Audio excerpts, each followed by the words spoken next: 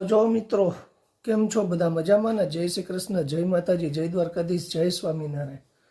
તો સ્કીપ કરતા નહીં, આજ હલ્દી રસમ છે. ગુજરાતી પટેલ લોકોની હલ્દી રસમ કેવી હોય ને એ આજે તમને દેખાડવાની છે.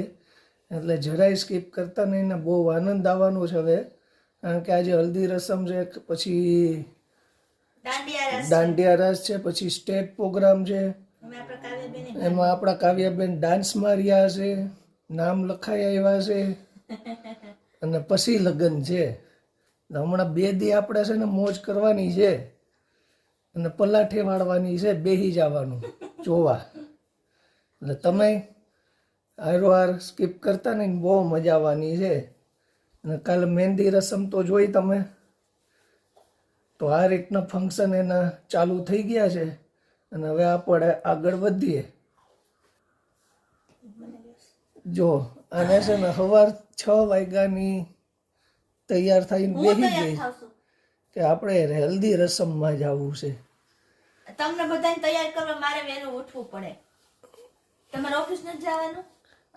જવાનું નથી? એ તો અમે વયા જાહું.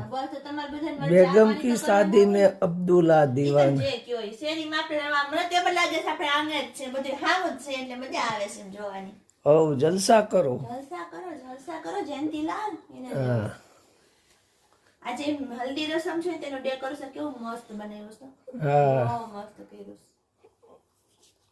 તો જોયું ને ફ્રેન્ડ્સ, કેવું સરસ ડેકોરેશન ને હતું. અને ચેતન ને પપ્પા પણ ગયા છે સુરત, કારણ કે આજે પપ્પાને પણ જવાનું હતું.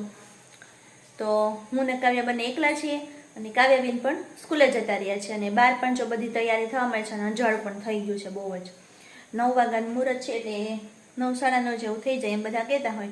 પણ આપણા જે ઘરનું કામકાજ બાકી છે, કારણ કે હવે આપણા જે સેવા ને એવું બધું કરીને ઊભા થયા છે, તો ચલો ફટાફટ ઘરનું કામકાજ પતાવી દઉં. દૂધને ગરમ કરવાનું છે કરી નાખું અને ફ્રી થઈને રેડી થઈ અને આપણે ફંક્શનમાં પહોંચી જઈએ. તો હું જ્યારે ફંક્શનમાં જઈશ ને ત્યારે તમે ત્યાં એવું બધું છે ને વાતાવરણ એ બધું હું તમને બતાવીશ. તો ચાલો હવે હું મારું કામકાજ પતાવી દઉં. તો જો ફ્રેન્ડ્સ, કામકાજ બધું પતાવી દીધું છે અને ફ્રી થઈ ગઈ અને રેડી પણ થઈ ગઈ છું. પણ હજી ક્યાંય બહાર કાંઈ એંધાણ નથી. હજી ફંક્શન સ્ટાર્ટ થવા 9 વાગ્યાનો ટાઈમ હતો, 10 વાગવા આવ્યા. એ લોકોમાં એવું જ હોય કે એની ટાઈમ કરતાં મોડું જ હાલવાનું હોય. બધા કહેતા હતા અડધી પોણી કલાક આપણે મોડું હાલવાનું. તો ચાલો હવે તો હું ફ્રી થઈ ગઈ, તો હવે બહાર જાઉં કે ત્યાં બધા શું કરે છે એ આપણે જોઈએ.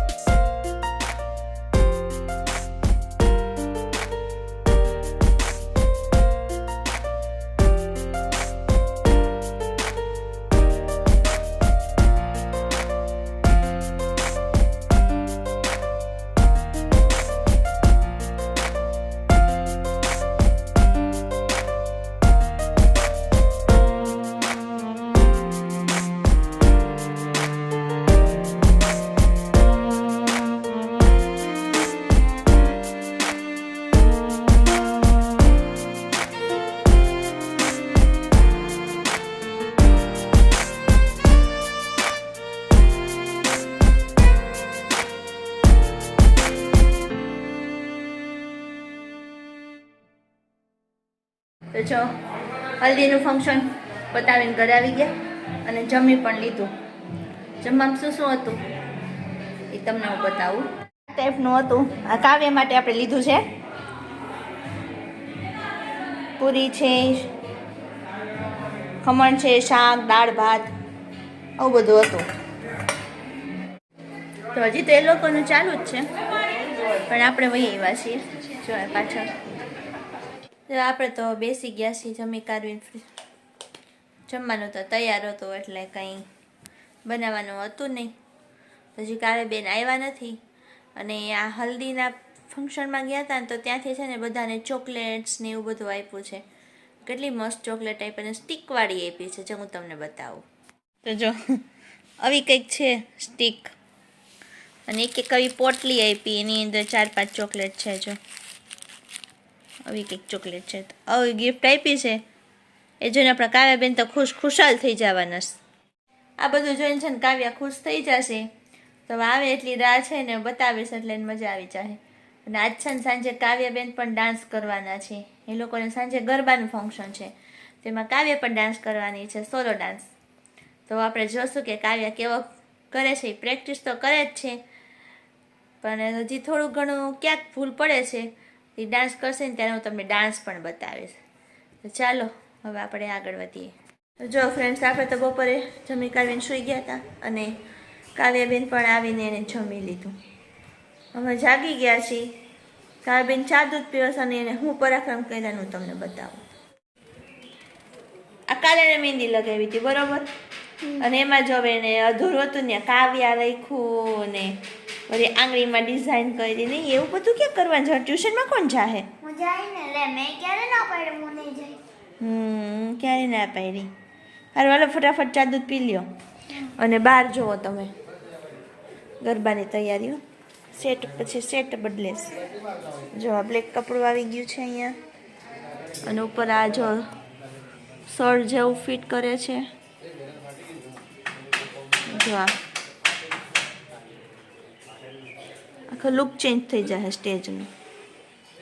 આપણે સૂઈને ઉઠીએ ને તો સ્ટેજનો લુક ચેન્જ થઈ ગયો. જો સવારે સૂઈને ઉઠ્યા ને તો હલ્દીનું થઈ ગયું હતું. અત્યારે પાછા બપોર સૂઈને ઉઠ્યા ને તો ગરબાનું સ્ટેજ બનવા માંડ્યું. પછી એક પછી એક બદલે છે. તો એમાં LED સ્ક્રીન ફિટ કરશે ને એવું બધું કરવાના છે. બહુ રાત્રે મજા આવવાની છે. અને આપણે કાવ્યાબેનનો ડાન્સ ખાસ આવીને પ્રેક્ટિસ કરશે, કારણ કે સાથે સાથે એને ટ્યુશનમાં પણ જવાનું છે અને કાલથી એક્ઝામ પણ શરૂ થાય છે, એટલે એની પણ તૈયારી કરવાની છે. એટલે એ તૈયારી કરી લે ને પછી આપણે એને ડાન્સની પ્રેક્ટિસ કરાવશું. તો ચાલો હવે આપણે આગળ વધીએ. આ તો કેનેડાથી મહેમાન આવ્યા લાગે, સૌડી મોટી બેગ લઈને. એવો ને થાઈલેન્ડ બધે એક સવારે ગયા સાંજે પાછા વળી આવી ગયા. મારે તો 3 કલાકનું જ કામ હતું. એવું હતું? તો તમારું થાઈલેન્ડ ને જે કયો કેનેડા બહુ નજીક હો. મારે તો ફિક્સ સ્પેશિયલ ફ્લાઇટો મુકાતી હોય. એમ? તો પ્રાઇવેટ ફ્લાઇટ હોય મારે. પ્રાઇવેટ? હા, પ્રાઇવેટ જેટ પ્લેન ચાલે છે મારા. હું ને બધા અમે રતન ટાટા છે, મુકેશ અંબાણી બધા સાથે જ હતા. હે? હા, ખાલી વાત અમે ભૂલી ગયા હતા કેનેડા. સારું. આ કેનેડામાં મોબાઈલ ભૂલી ગયા હતા.